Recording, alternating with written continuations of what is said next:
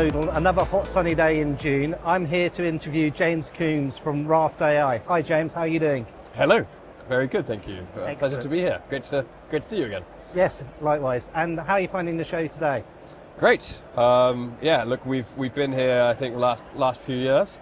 It's always great to see kind of a lot of our customers and also prospects here, and it's nicely close to home as well. As you know, we're UK headquartered. Yep. And we have a global presence, global customers, but based in the UK. So it's good to not have to travel too far away from these. Not to Munich or something like that. Yeah, exactly, and meet our customers where, and on like home turf. So it's really good.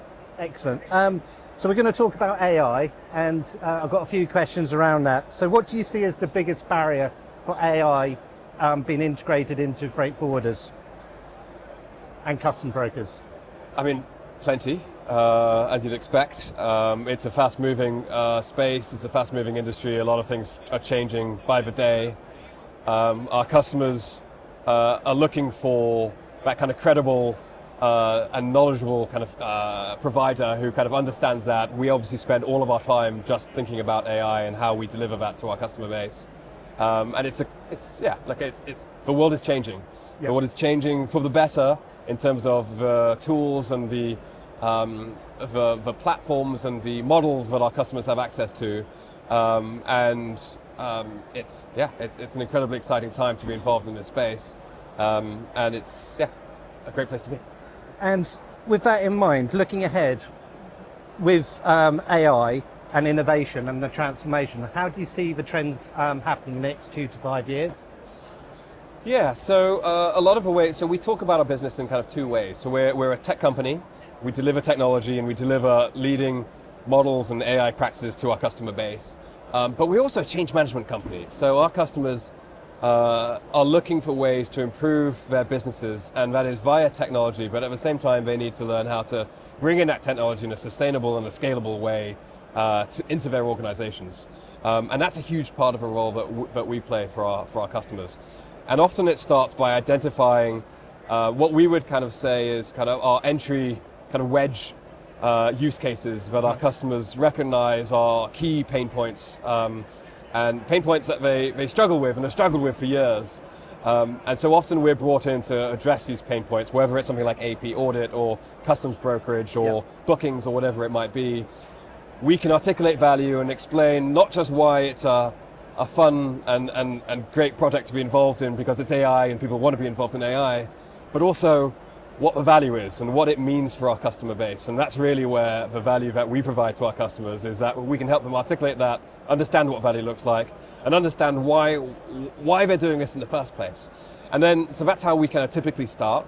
And then because we're a platform and our customers also, they don't want 20 different providers for all of these different things, right? They want a couple or one, ideally, where they can go to one provider to essentially bring AI into their businesses and get the benefit of AI across their business, across the shipment, and that's often why they come to us as well. So they'll start in one place, but then they'll move to another area. Yeah. They'll move from maybe AP to customs to bookings, but they'll also move globally. So they might start in one region and move to another. So it's about how they deliver that process change and within our platform and how they invest for the future. And we often say it's a journey. So our customers are with us for a journey. Our customers are partners. We don't really want to just be a service provider. We want to be a value-added partner for the long term, and that's how often our best customers and how we work with our best customers in that way. So you work with them in partnership? Yeah, it's the only way to do this. Yeah, definitely. So in terms of your AI technology, how does that give your customers the competitive advantage? Yeah, it's a great question, right? It's why we exist. So there's multiple levels of it. So at first, most of our customers come to us for a very specific reason, and it's really about their operations and their cost of their operations, their cost to serve their end customers. And that cost to serve is largely a human problem, right? I mean, our industry, freight execution and freight forwarding and customs brokerage, is very much a services industry. Our customers struggle with, if they bring on a customer, they have to bring on people. And that's really hard to scale when that's your business model. So really what we are espousing and what we're talking about is to say, look, scale with technology, not people. And that's really why our customers come to us first. It's about the operational advantage. So what does that look like in principle? So It means that if they've got a large volume of customs preparation, it means that today they have people who have to inspect every single document, every single API, every single EDI, all the different inputs that are required for a given customs declaration, for example. But what they can do with us is they can set this, they can essentially set what they have to do for a given customs declaration for a given customer. So if I'm freight forwarder X and I serve a large end customer, well, what I have to do in customs is very different if I'm importing bananas from Panama or electronics from Japan. And so what we do is we help our customers configure that, but then also understand all the data that's coming in. So understand an invoice or a packing list of all of those pieces, aggregate it all together so that a person doesn't have to do that. So really the person is just kind of checking what to do as opposed to doing it from scratch. What that means in principle is that they can save a significant amount of money on every single declaration they do and on every shipment. So their overall cost to serve is way lower. And we're seeing that across the industry. And a lot of our customers are coming to us because it gives them a competitive advantage. They can deliver their services way more effectively, but also they can use it as a sales tool for their customers. So a lot of their customers are coming to our customers and saying, what are you doing in AI? How can you prove to us that you are an efficient operation, that you will continue to be in the future? And that's a lot of the reason that our customers come to us also. So it's the operational advantage it gives them, but also their ability to demonstrate that and prove that to their end customers. So it's also a sales tool. So that's kind of a ground floor of the value that we add to our customer base. Now, if you take that one step further and you say, well, look, if you can automate your business and you can standardize your business and you can use us to standardize data and all of the information that's coming in on a daily basis, well, what that gives us, our customers, is a real competitive advantage in terms of data. It gives them standardized data, and that's the big unlock. The big unlock is, okay, well, I've got that data, what can I do with it? And that's where they can do a lot more analysis. You can understand what your profitability is per customer or per trade lane, and you can optimize, and you can do all the things that tech companies have been able to do for years, but now you can do it in this industry. And that's a massive advantage, and that's where I see the future kind of on the long term is, what is that data advantage? How do you work with data that historically has been messy, hard to deal with? How do you deal with that, and how do you use that to optimize and make your business so much better?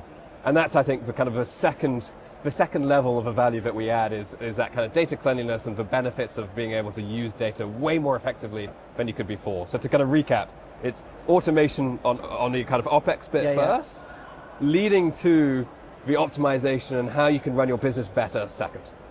Got you. So it's basically speeding up the operation and then making it more effective using the data. Yeah, and you can think of it as a flywheel. So if you use automation to get better data, you can then take that better data and use it to drive ever improved automation and optimize your business as well. And then it's just self-propagating, right? It's a positive reinforcement loop. It gets better.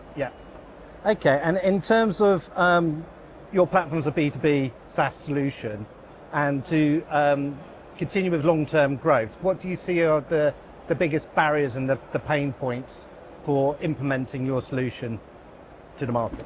Yeah, so as I said earlier, so I think we see ourselves as a tech company, but also a change management company, and change is such a critical part of what we do. We work with huge enterprises who work across hundreds of countries, thousands, tens of thousands of staff, and delivering change in that kind of environment is difficult. And so what we do there is we have a great amount of experience with working with large enterprises. We've got the playbook, we know how to deliver, we know how to implement, we know what the expectation management is, so we guide a lot of our customers on the way. We have teams who just do this. So they go to our customers, they have specific processes that they follow, we give them the education materials, we help set up, we have a train-the-trainer approach where we train people at our customers who then train the further staff. We have tiger teams that we also help to train. So we have a lot of different approaches that we help our customers deliver our solution. And it's in our interest, right? We all want to succeed. We want our customers and us to succeed. And we work as partners on that basis. And so it's a process. We've done it before. We're constantly evolving. I think there's ever improving ways that we can continue to deliver value in that way. But it's a journey. And it's a journey that our customers are on, and as I said, like, they're rolling out different products globally, and it's something that we will continue to do. Excellent. And You mentioned one or two things. Was it Tiger Team? Yeah. What's one of them? What's one? Yeah, it's what we call it is it's a very specific team, but our customers that we spend a lot of time with at our customer base, who understand the kind of the ins and outs and the depth of what we do. Because I think what I love about our industry is just how complex it is, and it's so many layers deep, and you really have to understand the deep details of what it means to deliver our product to our customers, but what all the layers are, like how do you want to configure something? How do you want to think about exception management? How do you want to think about how you might do a validation in a particular way? There's just so many different things that we can do within our platform that we open up to these Tiger teams, help them understand the breadth of what we can do, and then deliver that to the broader company down the line. So they are an extension of our team at our customers, and they get tremendous value from it. Yeah. They end up being real experts in RAFT and how RAFT can be applied to their business. And generally they love the experience. They also love the trust that they get from their customers, because they see where things are going. They want to be involved, and typically the people who are part of a Tiger team are typically, they're at the cutting edge. They want to be involved in the tech, and they want to be involved in that intersection of kind of the what they do on a day-to-day and what technology can bring. And it's great for us. They're great champions of our business, and it really helps to drive and propel us forward. Excellent. Well, thank you, James. It's always a pleasure to meet you. Always a pleasure. And I hope you have a successful show for the remainder of the show. Thanks very much. Thanks for having me. Thank you.